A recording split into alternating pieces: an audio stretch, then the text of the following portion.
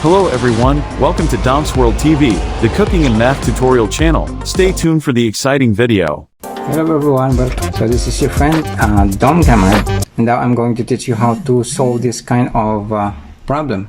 So in here, this is a type of expanding equation with multiple power roots, okay? So in this case, we're going to use the Pascal's triangle. So, which is, the Pascal triangle is written as... A Pascal's triangle in algebra is a triangular arrangement of numbers that gives the coefficients of any binomial expansion such as bracket x and y bracket raised to n. 1.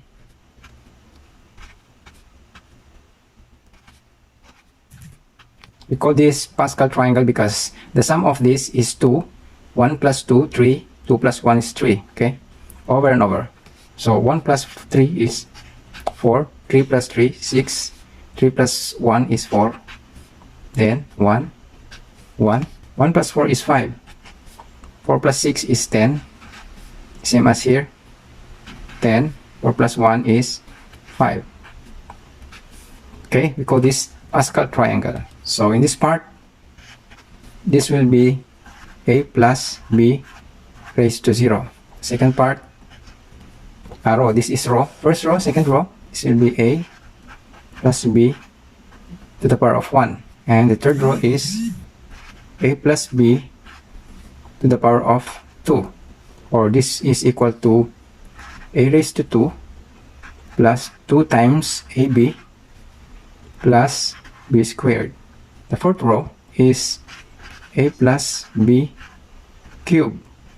This is equal to a cubed plus 2 times a squared times b plus 4 ab squared plus b cubed. Okay, so if you multiply this 3 times itself, the product will be this one. Okay, and 1, 2, 3, 4, 5. The fifth row is written as a plus b to the fourth power. Okay, so the product of this is a to the fourth power plus a cubed times b plus 6 a squared b squared plus 6a b cubed plus b to the fourth power. Okay, this is the product of a plus b to the power of 4. Okay, so we're going to use this part. 1, 2, 3, 4, 5. Fifth row. Note the first part of each term, the power is descending. Okay, so 1. And the second part of each term is ascending. So we just write the original equation so that we can see 4x plus 3y to the fourth power. Okay, the original equation. So right here, solution. The first thing to do is we're going to take this 1, 4, 6, 4, and 1. So this will be written as, we take this 1, 1. Then, by the way, our a is this one, a, and this is b. Okay, so we are going to use the Pascal triangle. So we have, this will be the a plus b to the fourth power. So we're gonna use this to solve this problem. Okay, now 1, our a is 4x. A, okay, a is 4x. So this will be written as 4x to the fourth power. So this must be descending. Okay, on the part of x, their power will be descending, and on the part of y or b, their power is ascending, times b 3y. So this is 0. Okay, this is ascending and this is descending, plus 4 times a 4x. Next to descending is 3 times 3y. Next to 0 is 1. Okay, plus 6 times 4x, then 2 times 3y. Next to 1 is 2. Okay, plus 1, 4 times 4x. 4x, so after 2 is 1. Okay, times 3y. Next to 2 is 3. Plus 1 is 1, 1 times 4x, 0 times 3y, 3 after 3 is 4. Okay, now, so we are going to distribute the power of its member inside the bracket. 1, multiply it by, so 4 raised to 4 times x raised to 4 times 3 raised to 0 times y to the power of 0 plus 4 4 to the power of 3 times x to the power of 3 times 3 to the power of 1 times y to the power of 1 plus 6 4 to the power of 2 times x to the power of 2 times 3 to the power of 2 times y to the power of 2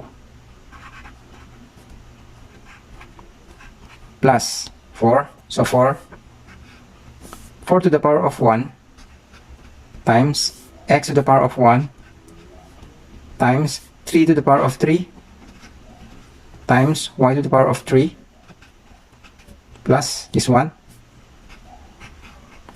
4 to the power of 0 times x to the power of 0 times 3 to the power of 4 times y to the power of 4. Now let's simplify. 1 4 to the power of 4 is 256 times x to the 4th times 3 to the power of 0 is equal to 1 times the same as here, y raised to 0 is equal to 1. Any number that is raised to 0 is always equal to 1 plus 4 times 4 to the power of 3 is how much? So this is 64, okay? Times x to the power of 3 times 3 to the power of 1 is 3. Then y to the power of 1 is y plus 6.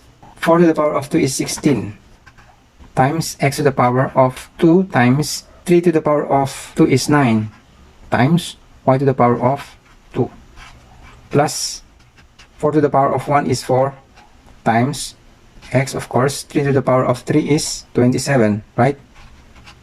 Then times y to the power of 3, y3 plus 1, this one. So 4 to the power of 0 is 1, x to the power of 0 is 1, 3 to the power of 4 is 81. Then y to the power of 4 is y to the 4th power. Now let's simplify.